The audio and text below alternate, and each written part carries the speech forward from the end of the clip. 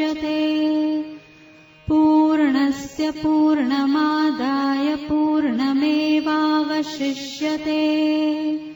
ॐ शान्ति शान्ति शान्तिः।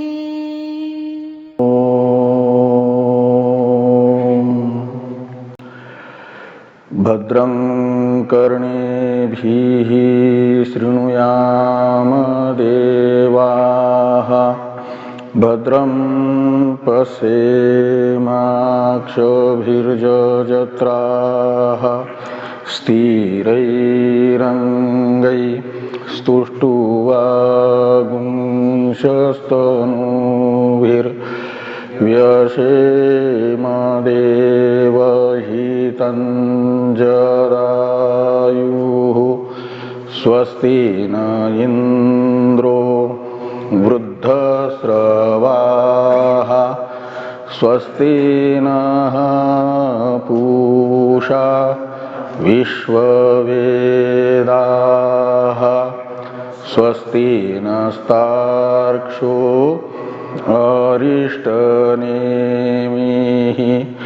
स्वस्ति नो बृहस्पतिर्दधातु।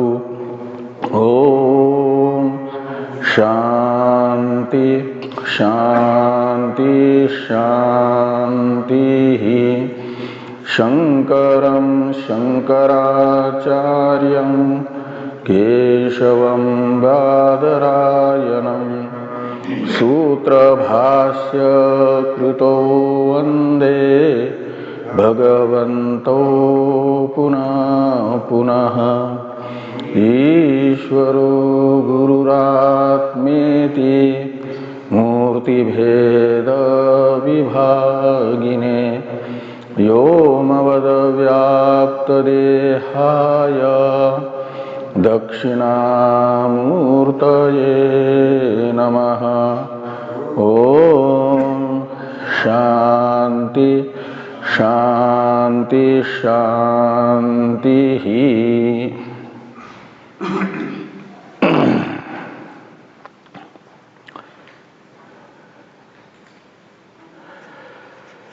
अथर्ववेदीय प्रश्नोपनिषद के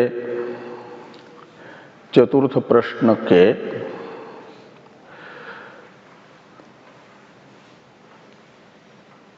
अंतर्गत ऋषि सौर्यायनी गार्ग्य ने आचार्य पिपलाद जी के प्रति अवान्तर 5 प्रश्न किया है। चतुर्थ प्रकरण के प्रथम कंडिका में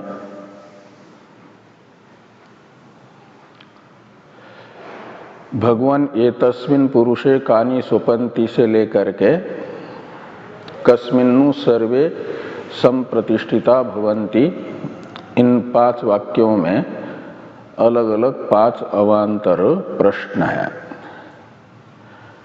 प्रथम प्रश्न जागृत अवस्था के धर्मी विशेष का निर्धारण करने के लिए है। द्वितीय प्रश्न अवस्था त्रय में शरीर की रक्षा किसका धर्म है, इस विषयक प्रश्न है। तृतीय प्रश्न से स्वप्न धर्मी विशेष का निर्धारण अनुकूल प्रश्न है।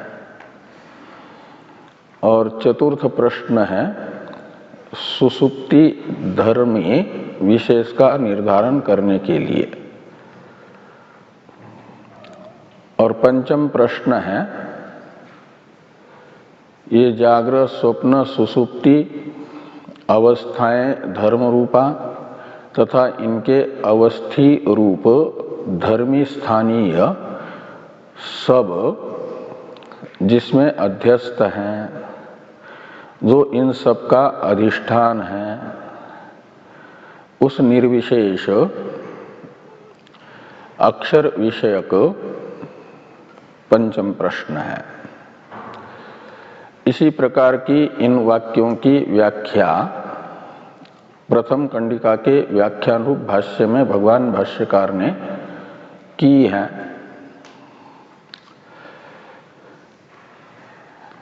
प्रथम प्रश्न से लेकर के पंचम प्रश्न तक के वाक्यों की व्याख्या हो गई है। शब्दार्थ बता दिया पंचम वाक्य का। अब पंचम वाक्य से जो प्रश्न हुआ है उस प्रश्न की अनुपपत्ति विषयक आशंका करके उसका समाधान किया जा रहा है। कुछ जिज्ञासुओं को लगता है कि पंचम प्रश्न भी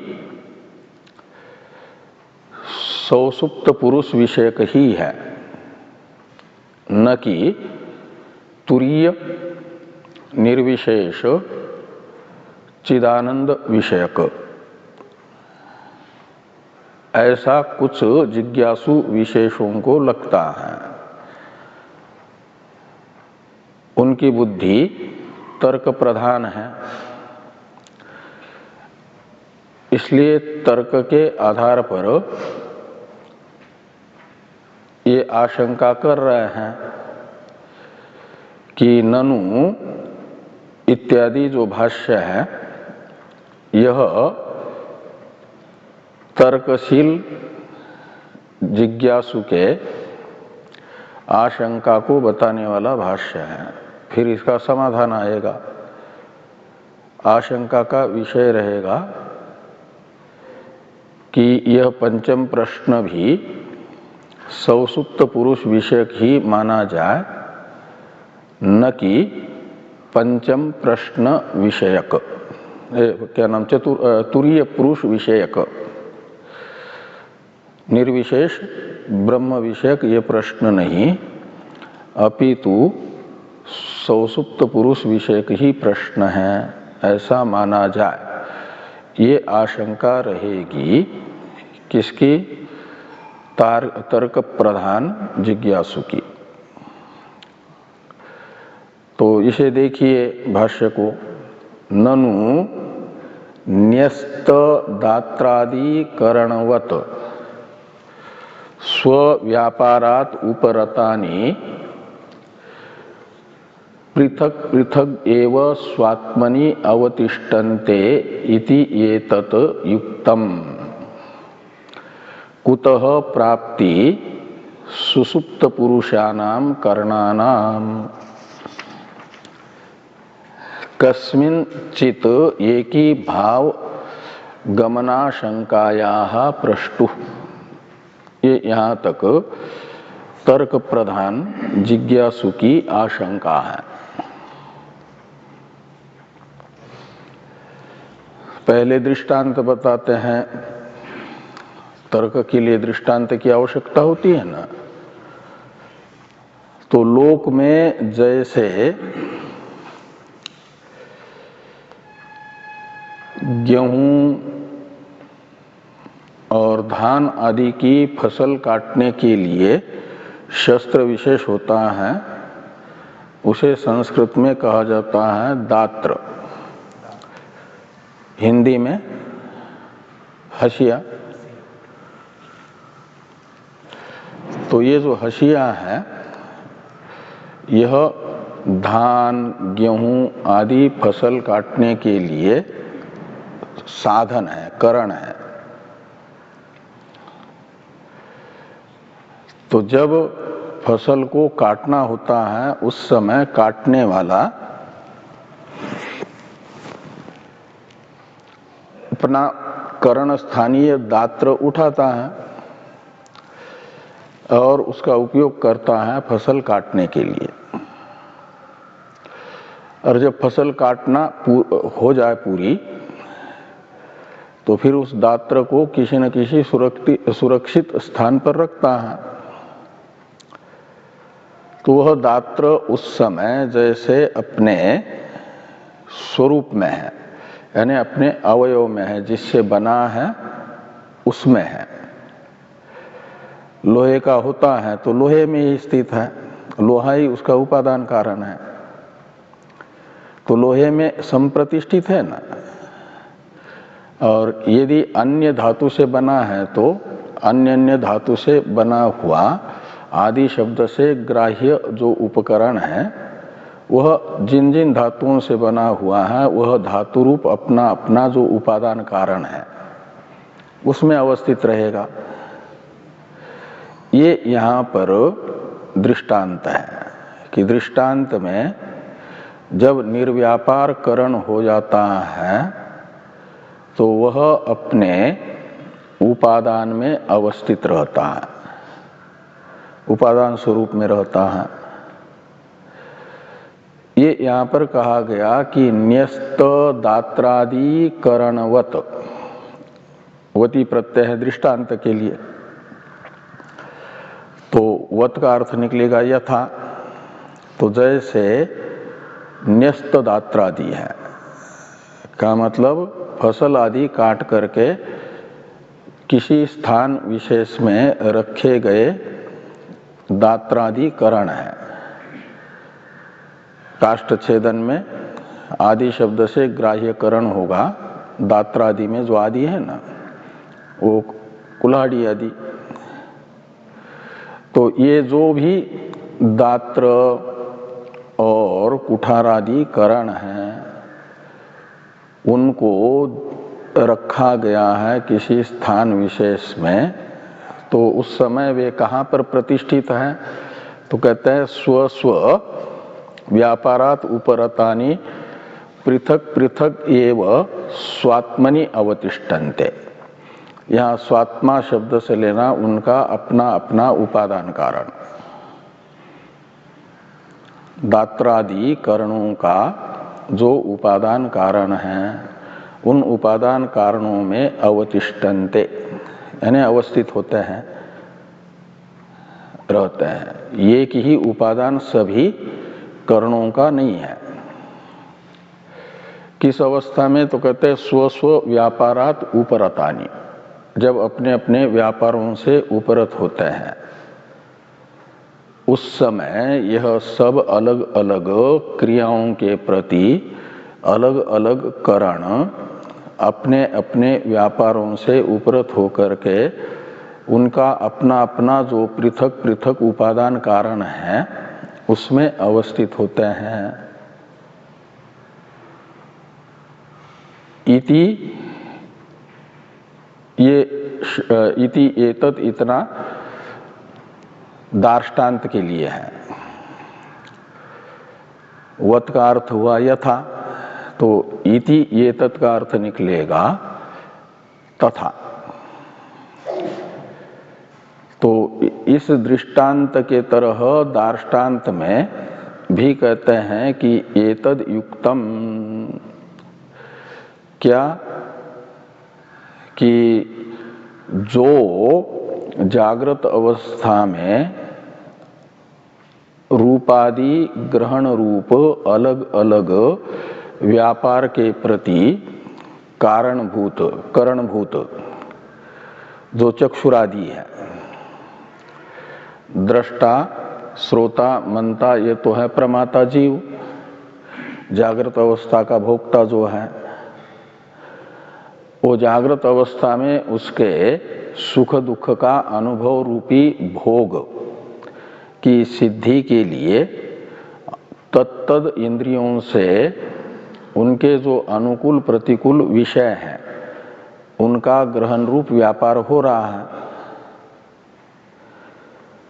तो उस समय माना जाएगा जागृत अवस्था में यह चक्षुरादि करण सब व्यापार है, व्यापार युक्त है। जैसे फसल काट रहे हैं किसान, तो उस समय दात्रादि करण सब व्यापार है फसल काटते समय, और काटना पूरा हुआ तो कहीं रख दिए तो वे अपने अपने उपादान कारण में अवस्थित है दृष्टांत में।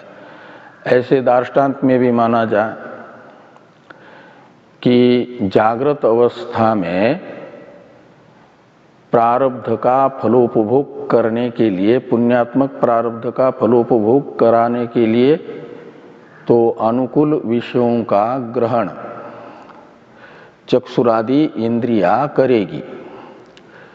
ये अनुकूल विषयों का ग्रहण रूप व्यापार हुआ उनका।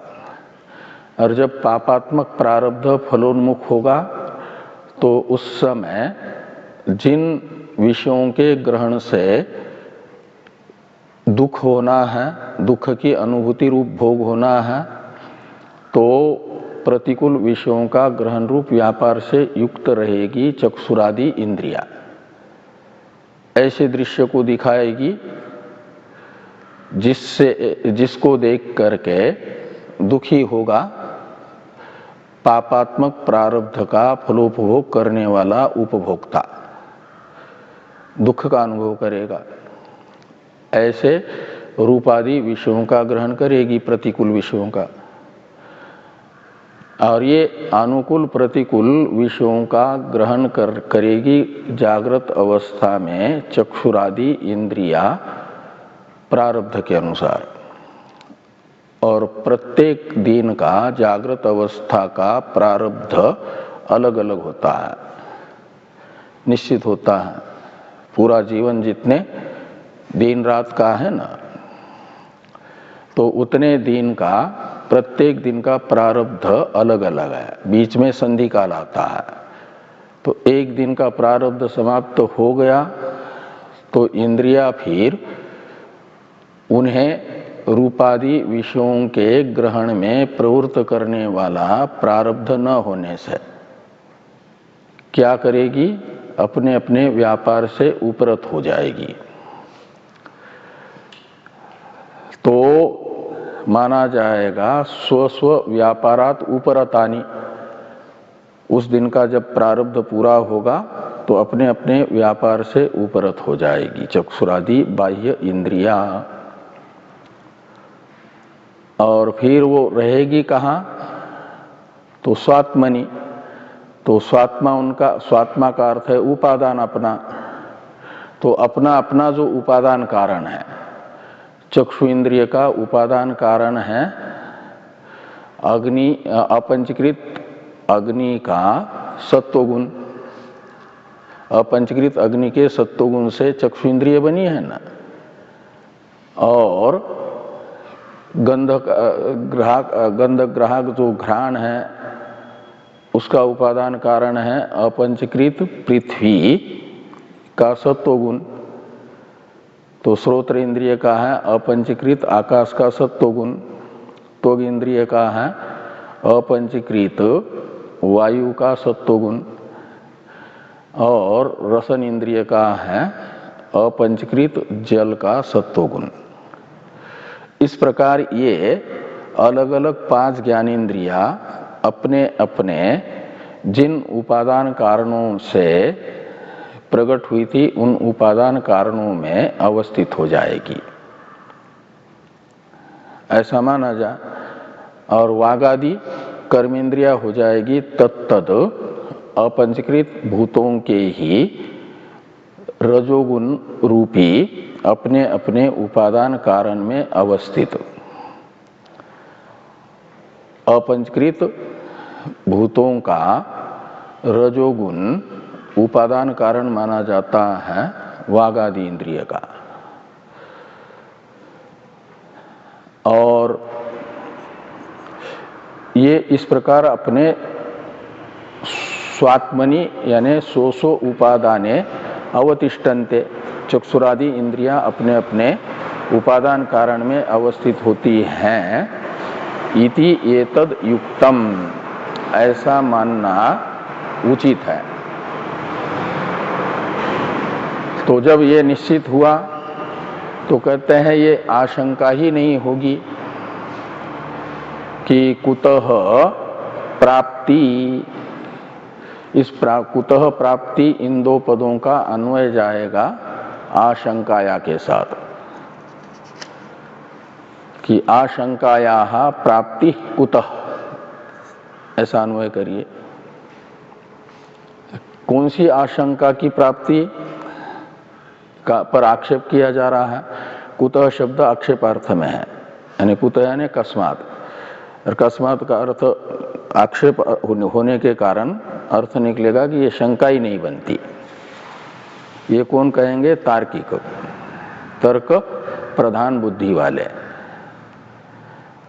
और फिर ये आशंका उचित है, बनती है, ये बताया जाएगा आस्तिक बुद्धि वालों के प्रति, युक्ति के आधार पर ही।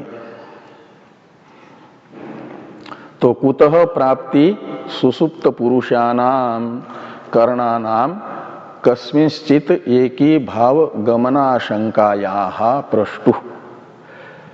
तो प्रष्टुहु आशंकाया, ऐसा अन्वय है।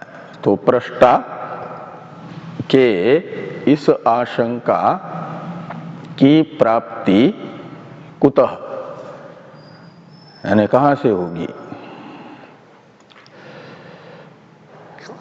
तो पुरुषानाम करणानाम, यानी पुरुषों के जो जागृत अवस्था में रूपादि ग्रहण के प्रति करण स्थानीय चक्षुरादि है, उनको यहां पर पुरुषानाम करणानाम शब्द से लेना, पुरुष शब्द से लेना उपभोक्ता जीवों को।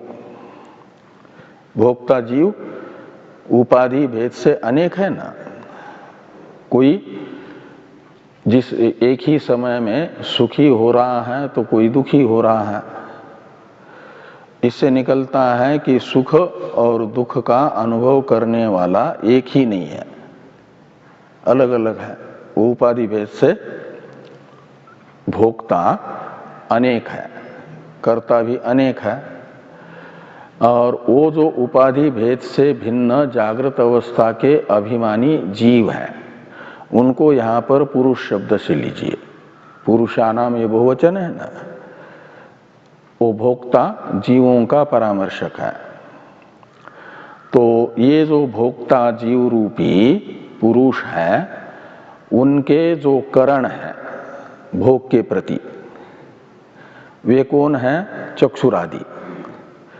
इसलिए पुरुषानाम करणानाम का अर्थ निकला जागृत अवस्था में सुख दुखादि विषयों के ग्रहण करने वाले चक्षुरादि करण, और उन करणों का सुसुप्ति अवस्था में कस्मिंश्चित एक ही भाव गमन आशंका, किसी इन चक्षुरादि इंद्रियों के उपादान कारणभूत जो सूक्ष्म भूतों के सत्वादि गुण हैं, उन गुणों से अतिरिक्त कोई गुण तो है जड़, और उनसे अलग कोई चेतन जो है, उसमें एक ही भाव गमनम, उन इंद्रियों का एक ही भाव गमन यानी संप्रतिष्ठा। तो उस समय इन सब इंद्रियों की कस्मिंश्चित शब्द से ग्राह्य किसी चेतन विशेष में संप्रतिष्ठा, एक ही भाव शब्द का अर्थ है संप्रतिष्ठा, और उस संप्रतिष्ठा विषयक आशंका प्रश्नकर्ता में कहाँ से आएगी? आशंकायाः प्राप्ति कुतः, ऐसा अन्वय है। तो इस आशंका की प्राप्ति ही नहीं है। कुतः शब्द आक्षेपार्थ में होने से अर्थ निकलेगा। तो इससे निकलेगा फिर जब आशंका यदि बनती तो पंचम प्रश्न को माना जाता तुरीय आत्म विषयक प्रश्न, लेकिन ये आशंका ही नहीं बनी, तो तुरीय आत्म विषयक प्रश्न न होकर के ये भी सौसुप्त पुरुष विषयक ही प्रश्न होगा। ऐसा तर्कशील जिज्ञासु का यह प्रश्न हुआ। इसका उत्तर दिया जा रहा है, आशंका का समर्थन किया जा रहा है। उसने तो आशंका पर आक्षेप किया, अब सिद्धांती इस आशंका का समर्थन करते हैं, बताते हैं कि ये आशंका हो सकती है। तो युक्ता एव तू आशंका, यहां से वो समर्थन किया जा रहा है आशंका का। ये बताया जा रहा है कि जो चक्षुरादि करणों के किसी चेतन में एक ही भाव गमन विषयक आशंका है वह युक्त है। आशंका शब्द से लेना चक्षुरादि करणों का किसी चेतन में एक ही भाव गमन विषयक आशंका, जिस आशंका पर आक्षेप कर रहे हैं तार्किक, उसी आशंका को युक्ता एवतु आशंका, इस वाक्यस्थ आशंका पद से ले लेना। चक्षुरादि करणों के संप्रतिष्ठा विषयक आशंका युक्त है, यानी युक्ति से निश्चित है।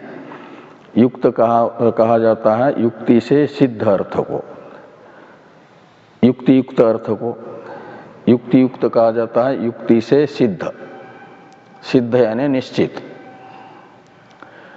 तो ये आशंका युक्ति से सिद्ध होती है।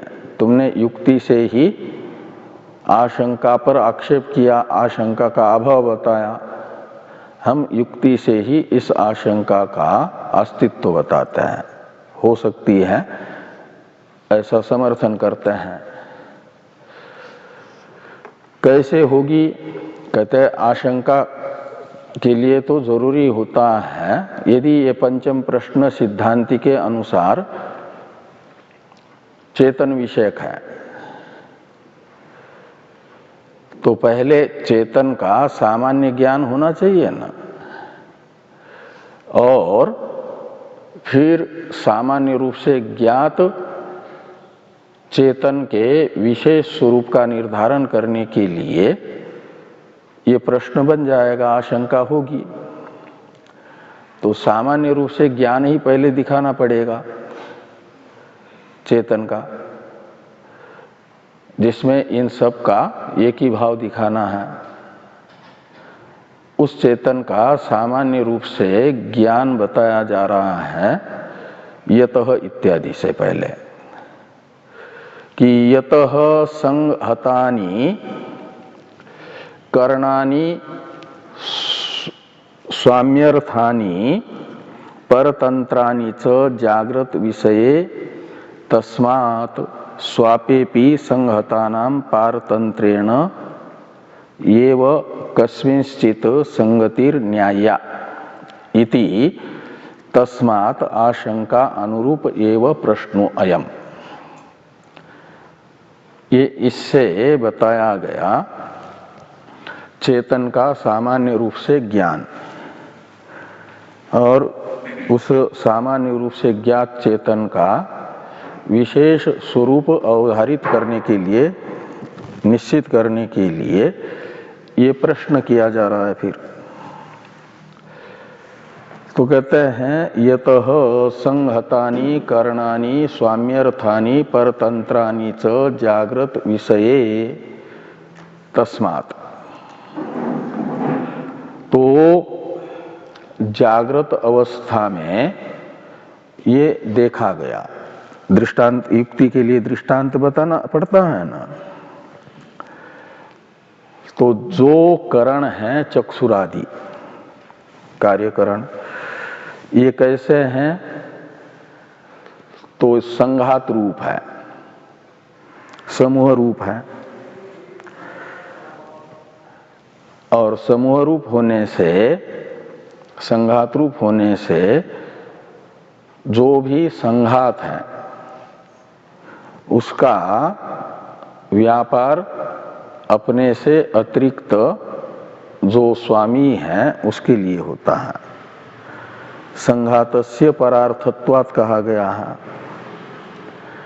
तो जागृत अवस्था में चक्षुरादिकरण संघात रूप होने के कारण ये अपने से असंगत जो स्वामी विशेष है चेतन, करण तो है चक्षुरादि जड़, जो संघात रूप है, और वे स्वातिरिक्त जो स्वामी शब्दित चेतन है उसके प्रयोजन के लिए है।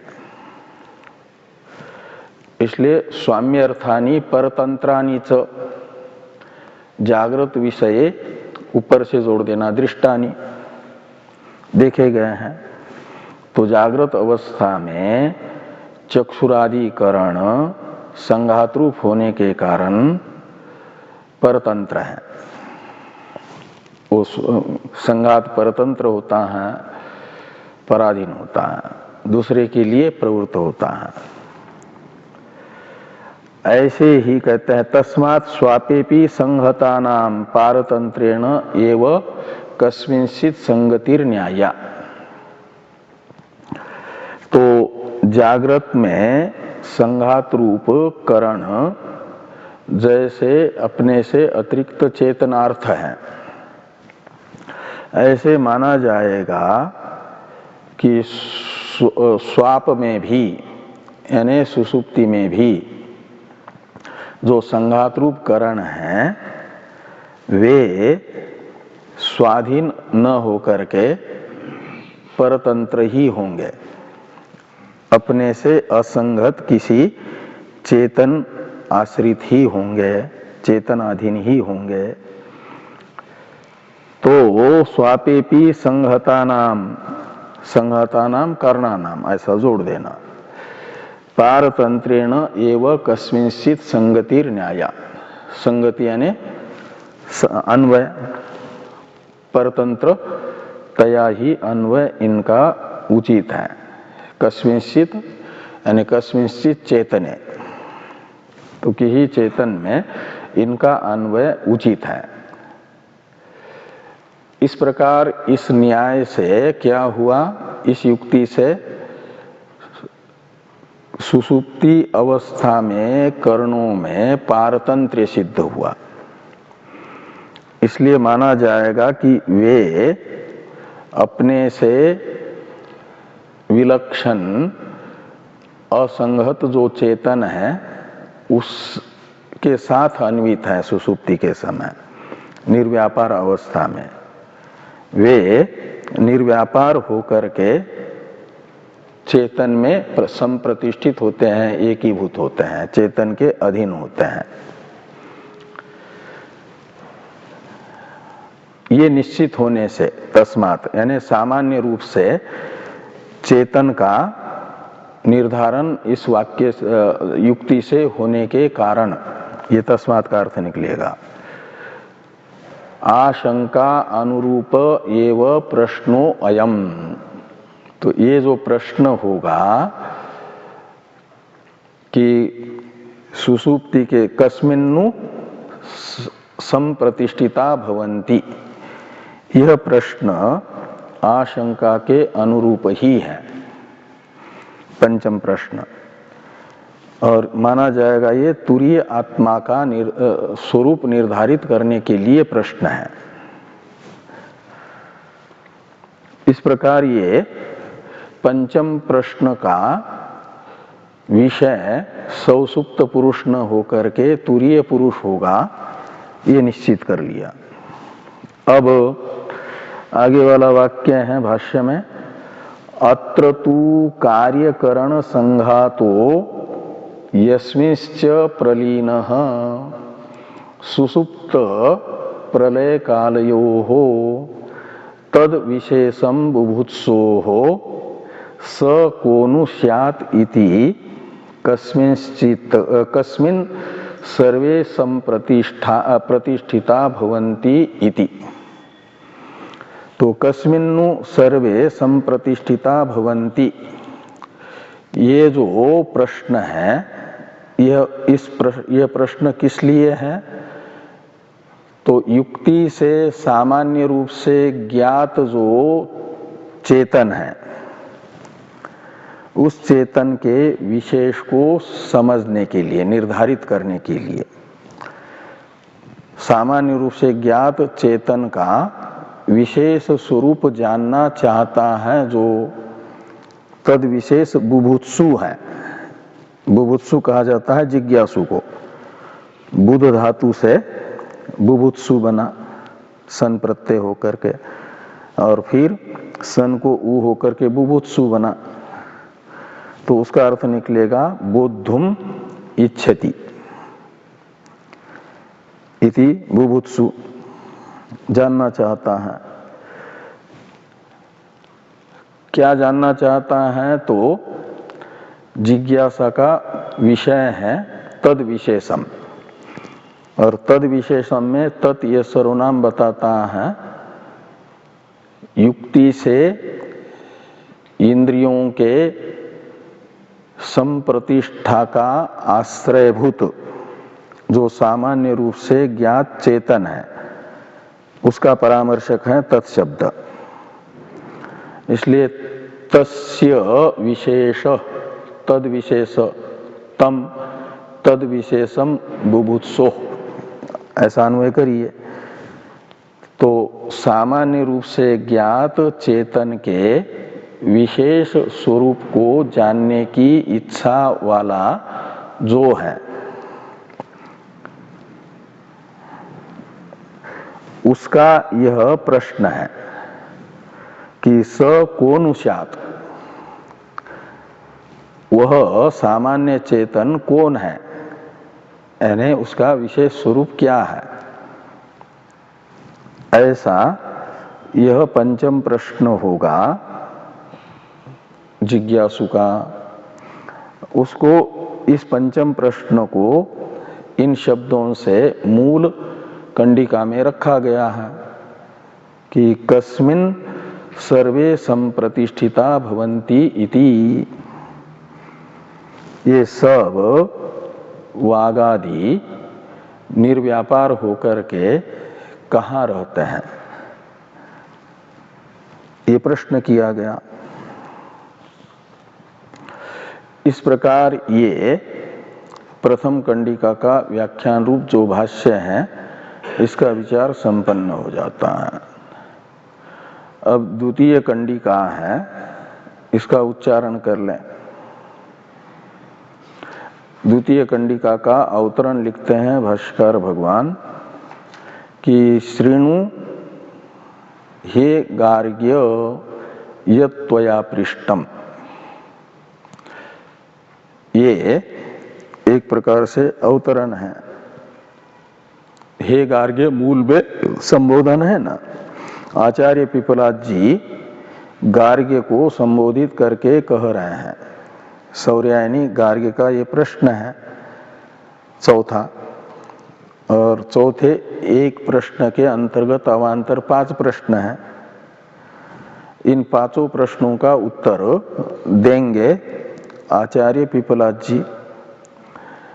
इसलिए सावधान चित्त कर रहे हैं कि हे गार्ग्य यत् त्वया पृष्टम तत्श्रृणु, ऐसा अन्वय करिए कि हे गार्ग्य जो आपने पूछा है उसे सुनिए। ऐसा आचार्य पिपलाद जी ने कहा। तो द्वितीय कंडिका का उच्चारण कर लें। तस्मै सहोवाच यथा गार्ग्य मरीचयो अर्कस्यान्त अस्तंगच्छतः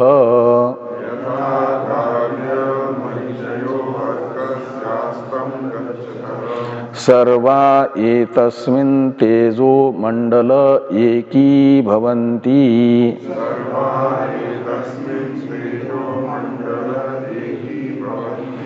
ताः पुनः पुनरुदयतः प्रचरन्ति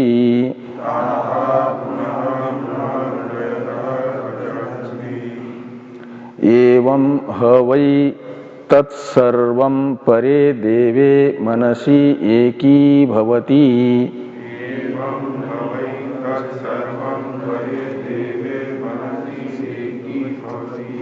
तेन तर्हि एष पुरुषो न शृणोति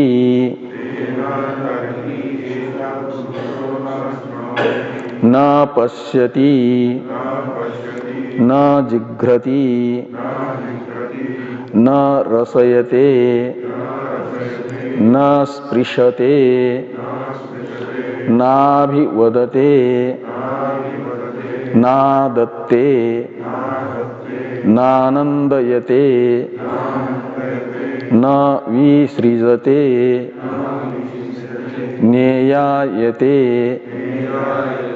स्वपीति इति आचक्षते।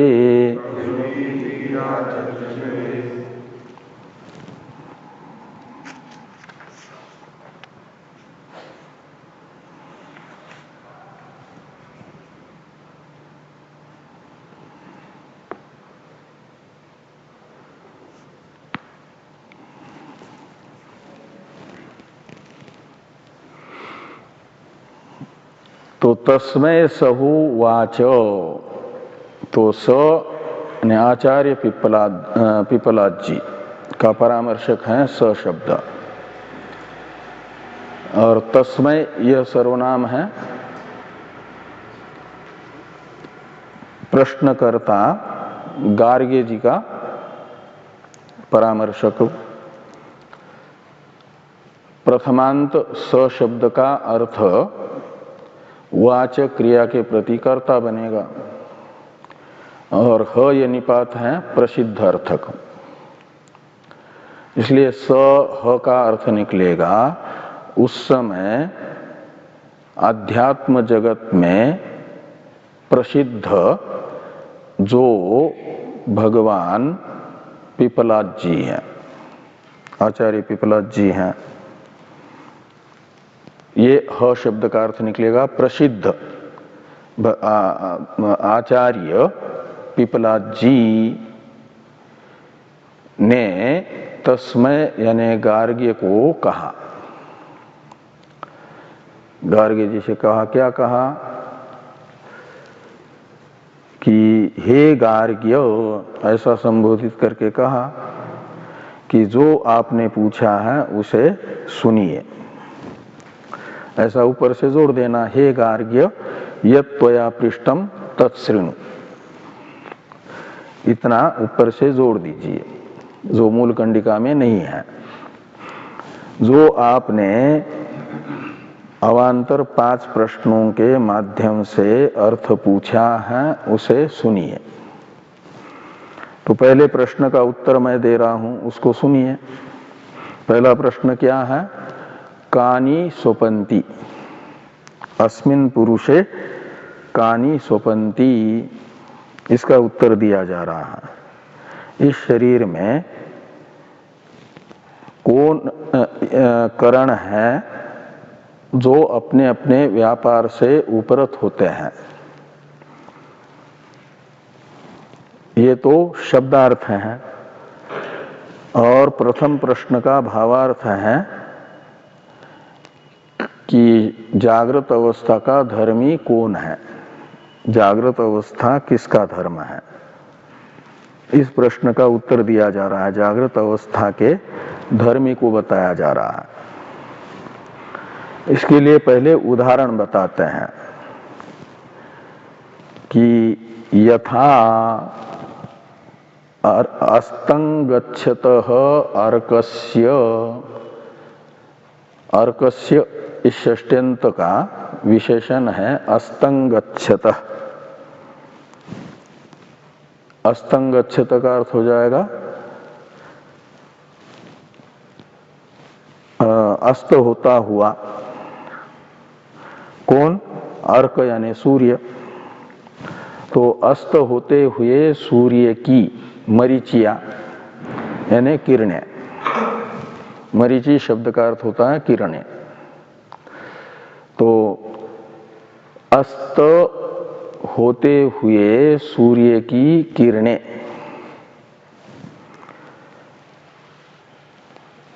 वो कितनी? तो एक दो नहीं, सभी की सभी।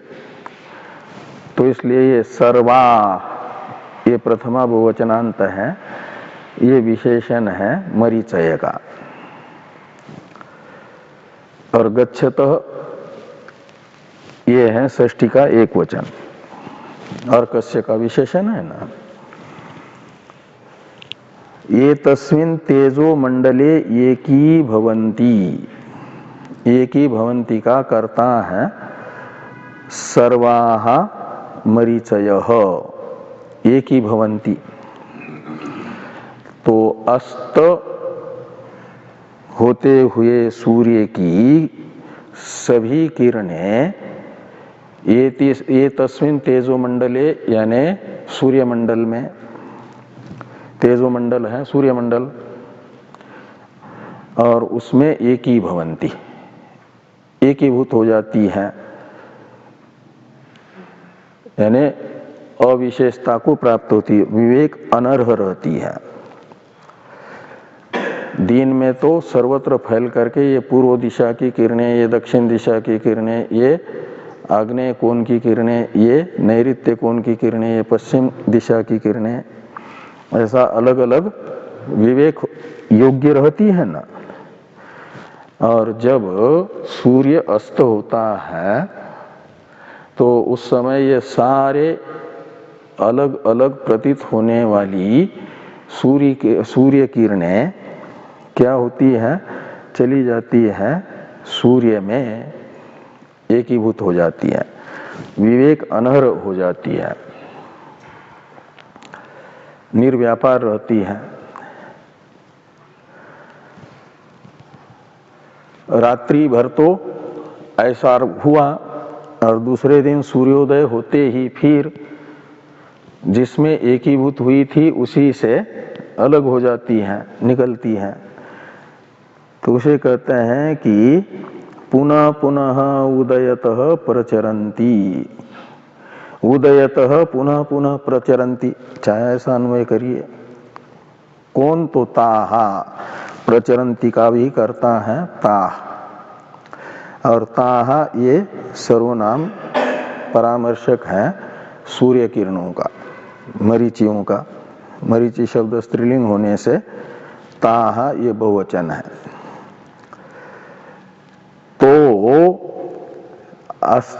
उदित होते हुए सूर्य से ही, उदयतः पंचम्यंत है, सकाशात अर्कात, उदयतः अर्कात सकाशात, ऐसा अन्वय करिए।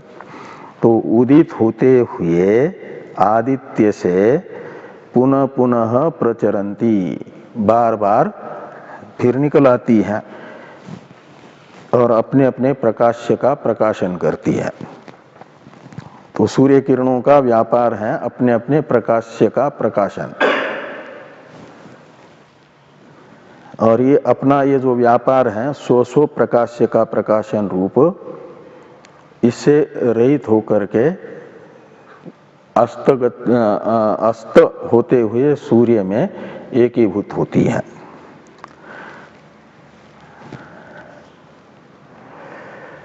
ऐसे ही ये यहां तक तो ये हुआ दृष्टांत। अब दार्ष्टान्त में कहते हैं कि एवं हवै तत्सर्वं परे देवे मनसि एकी भवति। तो तत्सर्वम शब्द ये सर्वनाम है ना, ये परामर्शक है बाह्य करणों का। जागृत अवस्था में बाह्य करण अपने अपने विषयों का ग्रहण करती है, बाह्य इंद्रिया। चक्षु इंद्रिय रूप का ग्रहण करती है, शब्द का ग्रहण करती है, श्रोत्र इंद्रिय, यही उनका अपना अपना व्यापार है। जैसे सूर्य किरणों का व्यापार था स्व प्रकाश्य का प्रकाशन, ऐसे चक्षुरादियों का व्यापार है स्व विषयभूत रूपादि का प्रकाशन, ग्रहण। वागादि का व्यापार है वदनादि, ये जागृत अवस्था में करती रहती है।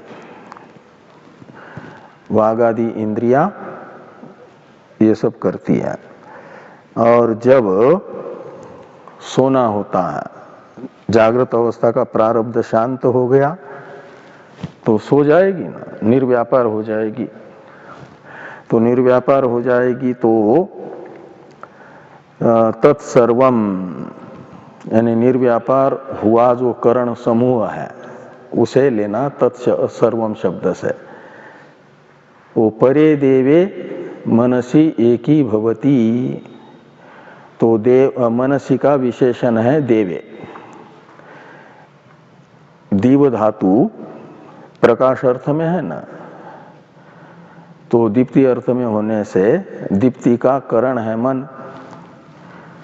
सब ज्ञान के उपलब्धि का यानी सर्व विषय उपलब्धि का साधन है ना, उपलब्धि यानी ज्ञान, इसलिए उसे भी देव कहा जाता है, सब विषयों का प्रकाशक होने से। इस मन में, मन है एक प्रकार से दृष्टांतगत सूर्य स्थानीय, और मरीचि स्थानीय है बाह्य इंद्रिया। तो अस्त होते हुए सूर्य की किरणें जैसे अपने अपने व्यापारों से उपरत होकर के सूर्य में एकीभूत होती है, ऐसे ही ये मन में जागृत अवस्था में सब व्यापार प्रतीयमान चक्षुरादि एकीभूत हो जाती है। अपना अपना व्यापार बंद करके मन के अधीन हो जाती है, मन में उनका एक ही भाव होता है, मनोअधीन हो जाती है। और इससे क्या, कैसे निश्चित किया जाए कि वे चक्षुरादि इंद्रियां मन के अधीन हुई है, न कि स्वतंत्र है। तो उसके लिए कहते हैं तेन तरहि एषः पुरुषो न शृणोति, यानी तत्तद इंद्रिय का जो व्यापार है वह व्यापार सुसुप्ति के समय यह सोया हुआ पुरुष नहीं कर पाता। शब्द ग्रहणादि रूप व्यापार, इसे तेन तरहि एष पुरुषो न शृणोति इत्यादि से कहा जा रहा है। इस पर चर्चा करते हैं हम लोग कल। शृणुयाम देवाः भद्रं पश्येमाक्षभिर्जजत्राः स्थिरैरङ्गैस्तुष्ट्वा गुंशस्तनूभिर्व्यसेम देवहितं जदायुः। स्वस्ति न इन्द्रो वृद्धस्रवाः स्वस्ति नः पूषा विश्ववेदाः स्वस्ति नस्तार्क्ष्यो अरिष्टनेमिः स्वस्ति नो बृहस्पतिर्दधातु। ॐ शान्ति शान्ति शान्तिः। शङ्करं शङ्कराचार्यं केशवं बादरायणं सूत्रभाष्य कृतो वन्दे भगवन्तौ पुनः पुनः। ईश्वरो गुरुरात्मेति मूर्तिभेद विभागिने व्योमवद्व्याप्तदेहाय दक्षिणामूर्तये नमः। ओम शांति शांति शांति।